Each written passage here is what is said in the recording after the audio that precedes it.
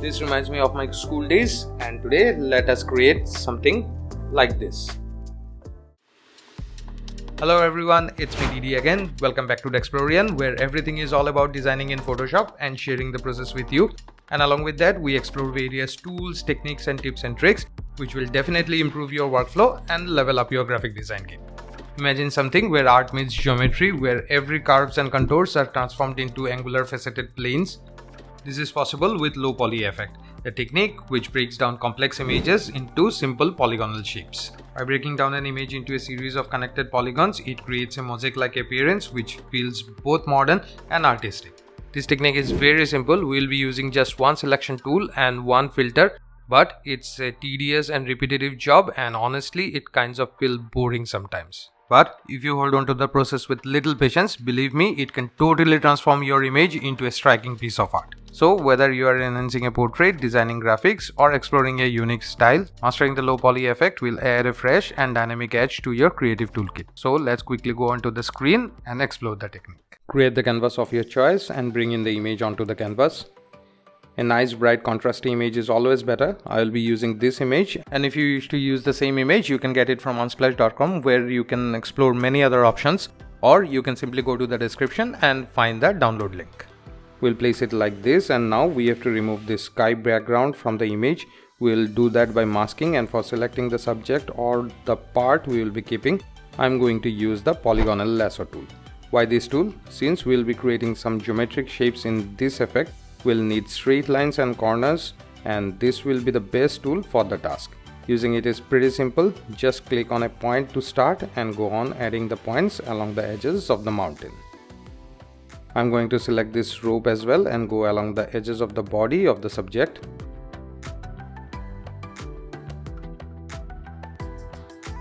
For the hair part and also some other parts, we will include some extra areas and we're gonna mask them later with the brush tool.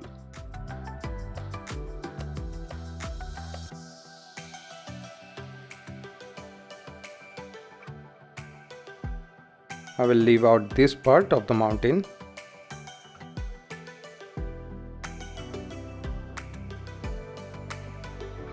And now we're gonna put a point on the edge of the image.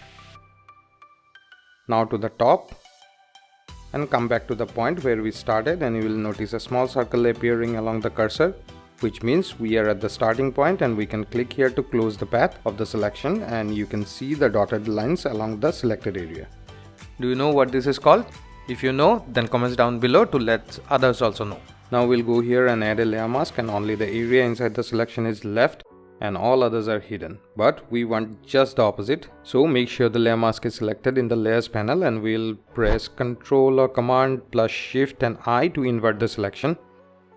As I said earlier, we have to manually mask some of the areas, and for that, keeping the layer mask selected, we'll take the brush tool, or we'll use the brush tool later for the subject body areas, and now again use the Polygonal Lasso tool for making the selection adjacent to the mountain, and then fill it up with black to hide this part. To do that, since black is our background color here, we'll press Ctrl or Command backspace and it will be masked. Press Ctrl or Command D to deselect. We'll also do the same for these parts as well.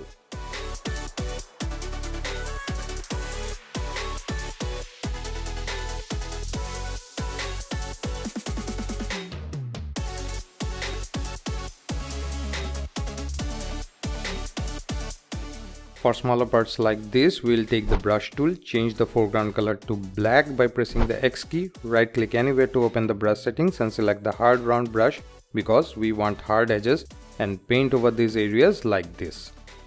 What's wrong? Why isn't it working? This is because we still have the selection active. We have to deactivate the selection by pressing Ctrl or Command D, and now if we paint, it's working.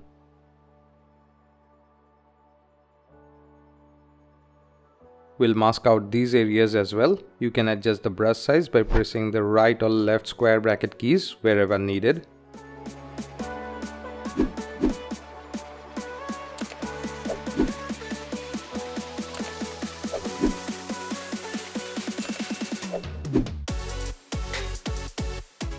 And we are done with the masking. We'll make a duplicate of this layer by pressing Ctrl or Command J, turn off the visibility of the original one and keep it as backup, and move on with this layer to the next step where we will be creating the low poly lines. If you are with this channel for quite some time, then I'd like to tell you I have made another video on low poly effect, but that was all about low poly portrait, and the technique is little different from what we are going to use today. So if you are interested in that, you can watch it by clicking on the I button above, and the link of the same will be given in the description as well. And now let's carry on with our today's task. But before proceeding, we have to turn on two settings which are gonna help us create the effect. And for the first one, we have to go to view here, then show, and click on grid. And these horizontal and vertical lines will show up, and we're gonna use them as guides while creating the geometrical shape. The second setting we're gonna turn on is again in the view menu. We go to snap to and click to check on the grid here. Let's start from here. We'll take the line tool and start drawing the lines from intersection to intersection on the grid, and the snap feature will help us in doing that. After drawing the lines, we'll hit enter to confirm, and you'll notice a new line layer in the layers panel, and there will be many more such line layers. I'll be creating the triangular shapes. You can create any geometrical shapes you want. By the way, for the lines I have set the fill to none and stroke color black. You can choose whatever color you like, and the size I have kept to 1. And now we're gonna continue creating these triangular shapes to cover all of it. Make the sizes different.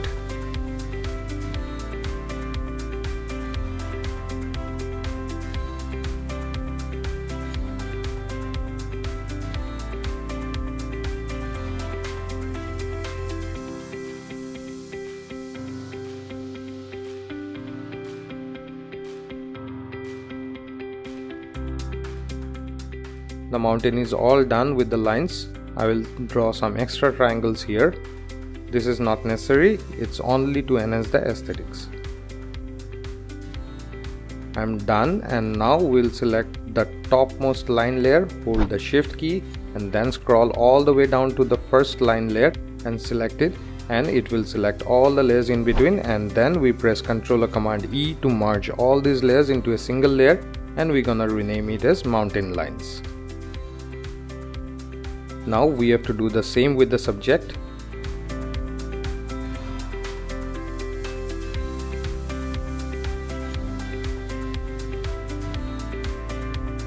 Did you notice something? Along with drawing the triangles, I am also keeping the different color parts in different triangles. This is important, and it will help us while creating the actual low poly.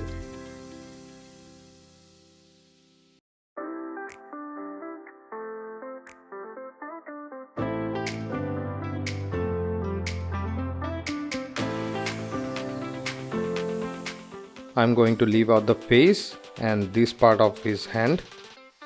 If you want, you can cover it as well. And we are again going to merge these line layers and rename it as subject lines. We are only halfway down, and if you are finding this interesting, then I would request you to hit the like button and help the channel to grow. And if you are interested in more content similar to this, then subscribe the channel, and pressing the bell icon will be a cool move to get notified whenever I post a new video. Now let's move on to create the actual low poly effect. For that, the first thing we need to do is convert our image layer into a raster, and for that we will right click here on the blank space and click on rasterize layer. Let's rename this layer as low poly and start from where we have started before. We'll again take the Polygonal Lasso tool and start making the triangles as per the lines. You can see the triangular selection, and now we go to filter here, then go to blur and click on average, and we'll see the color of the selection is being flattened.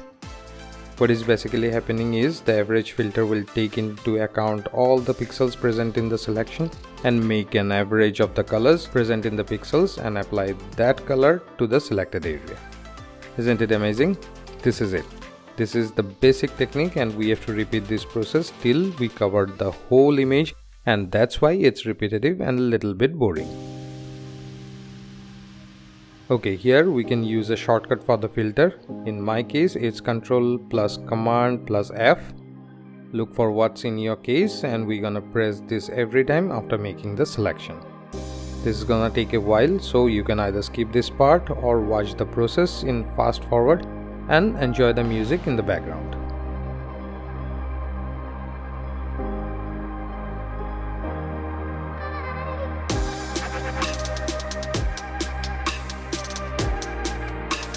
Did you notice the change in the colors? And that's the reason why I created different triangles for different colors.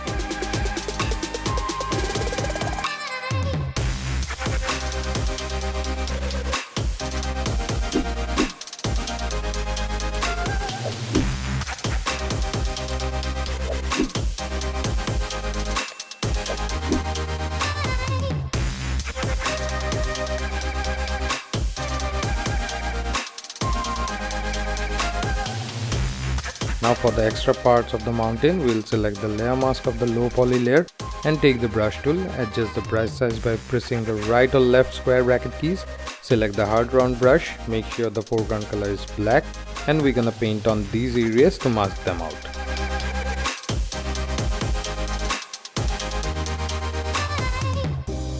To bring back some parts, just change the foreground color to white and paint over those areas. And likewise, we have to complete the whole image.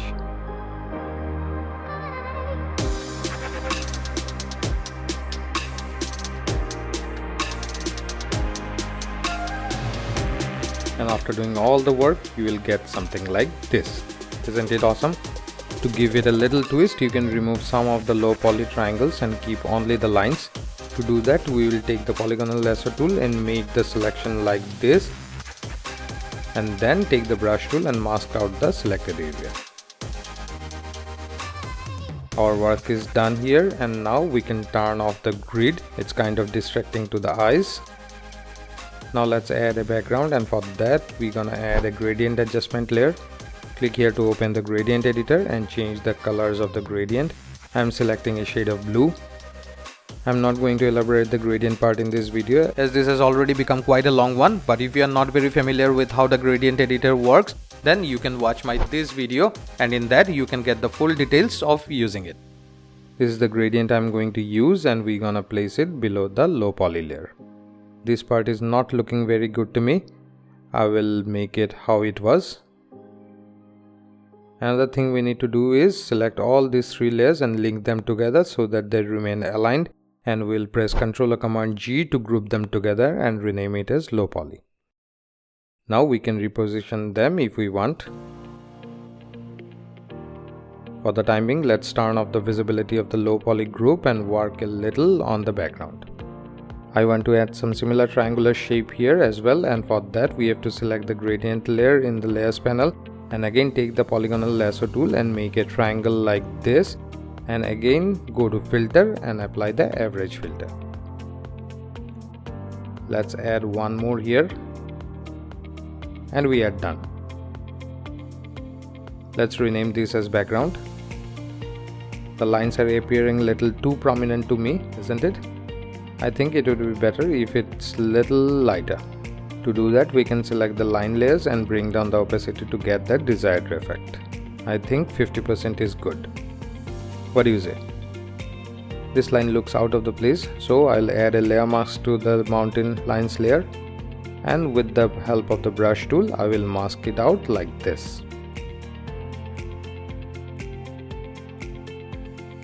We'll change the opacity of the subject lines as well. I've deliberately kept this area like this and didn't turn them into low poly. What I wanted here is to create an effect of the low poly lines fading away. For that, we'll again add a layer mask to the subject line layer, take the brush tool again, and this time select the soft round brush, make the brush a little bigger than the subject and paint like this.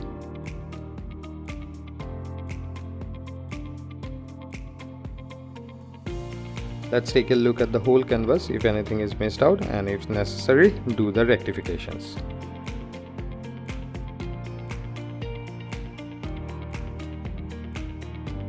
Everything seems fine here, and in the next step we're gonna add some text. The first text we'll be adding will be above the background layer. So we'll select the layer and then click on the text tool and then click anywhere on the canvas to add the text. Type whatever we want. Make it bigger and rotate it 90 degrees like this. Make it even bigger and place it like this. Now we open the layer style dialog box by double clicking on the blank space adjacent to the layer in the layers panel and click on strokes. Bring down the fill opacity to 0 and change the color of the stroke to somewhat similar shade of blue as in the background. We can also adjust the opacity of the text layer if we want. Add another piece of text. The font I am using here is called Poppins and it's available on Google Fonts. I will increase the spacing between the characters. Place it here and again open the layer styles and this time click on inner shadow. I have kept the blend mode to normal. You can play with these sliders to achieve the desired results, and don't forget to add a little bit of noise to give it a realistic feel. When you are done, hit OK. I'll add some more lines of text and for that I am using the font called Carson.